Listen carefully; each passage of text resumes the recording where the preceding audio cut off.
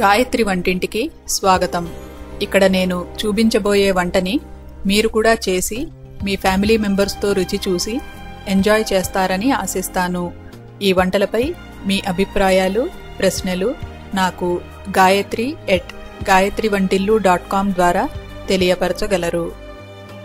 ఈరోజు గాయత్రి వంటింట్లో కొబ్బరి మామిడికాయ పచ్చడి తయారు చేయడం నేర్చుకుందాం. దీనికి కావలసిన పదార్థాలు: కొబ్బరి ముక్కలు 125 గ్రాములు, పెచ్చు తీసి తరుక్కున్న మామిడికాయ ముక్కలు 145 గ్రాములు, ఎండుమిరపకాయలు 13,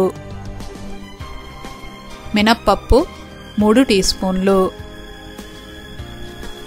మెంతులు 1/2 టీ స్పూను, ఆవాలు 1.5 టీ స్పూన్లు, ఉప్పు రుచికి తగినంత,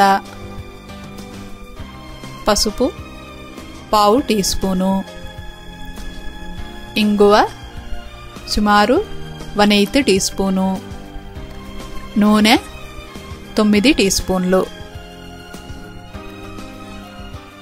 ఇప్పుడు ప్రిపరేషన్స్ని చూద్దాం.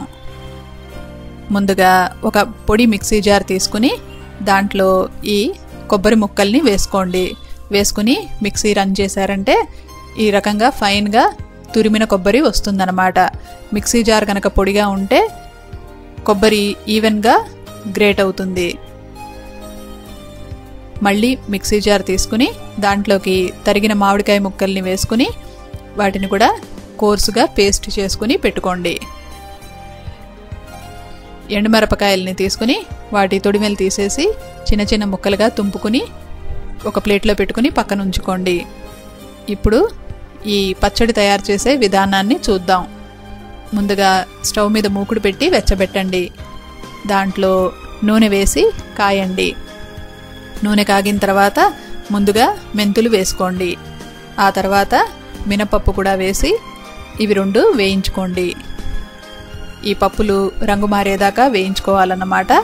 ఆ రకంగా వేయించుకుని దాంట్లో ఇప్పుడు ఆవాలు వేసుకోండి. ఆవాలు వేసి అవి చిటపటలాడేదాకా వేయించుకోండి. ఇవన్నీ బాగా వేగిన తర్వాత ఇందులో ఇంగువ వేసుకోండి. ఇంగువ వేయంగానే మంచి వాసన వస్తుంది. ఈ రకంగా వేగిన తిరగమూతలో ఇప్పుడు ఎండుమిరపకాయ ముక్కల్ని వేసి అవి నలుపు రంగుకి రాకముందు స్టవ్ ఆఫ్ చేసేసుకోండి. ఇప్పుడు ఈ వేగిన తిరగమూతని నూనె లేకుండా ఒక మిక్సీ జార్లోకి తీసుకుని దాంట్లో పసుపు వేసుకోండి. అలాగే ఈ పచ్చడికి సరిపడా ఉప్పును కూడా వేసుకుని మిక్సీ పట్టండి. మిరపకాయ గింజలు అవన్నీ కూడా పూర్తిగా క్రష్ అయిపోవాలన్నమాట.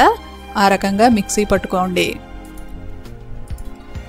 ఒక వెడల్పాటి ప్లేట్ తీసుకుని దాంట్లో తురిమిన కొబ్బరిని వేసుకోండి.